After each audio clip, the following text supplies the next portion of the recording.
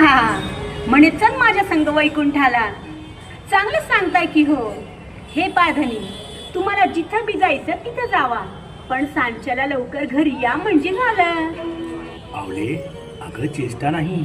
हे बघ, मला घ्यायला माझ्या विठू माऊलीने विमान पाठवलंय वैकुंठातून. आई, खरंच विमान आलंय बघ.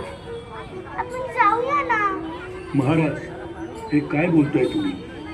अहो, तुम्ही गेल्यावर आम्ही कोणाकडे पाहायचं? नाही महाराज, आम्हाला पोरकं करून जाऊ नका.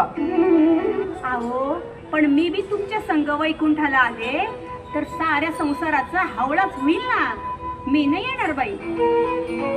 आवले, या मायारूपी संसारात तू माझा हात धरलास, तू असा मध्ये सोडू नको.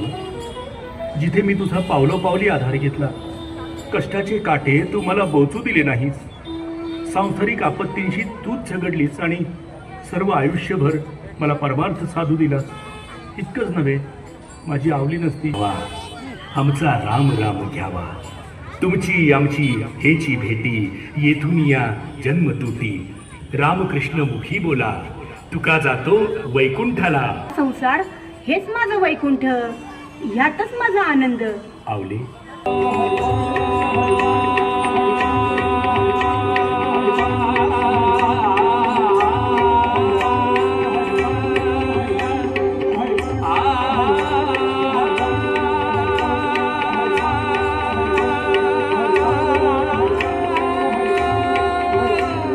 आपला अमूल्य वेळ दिल्याबद्दल सर्व भाविक भक्तांचे आभार.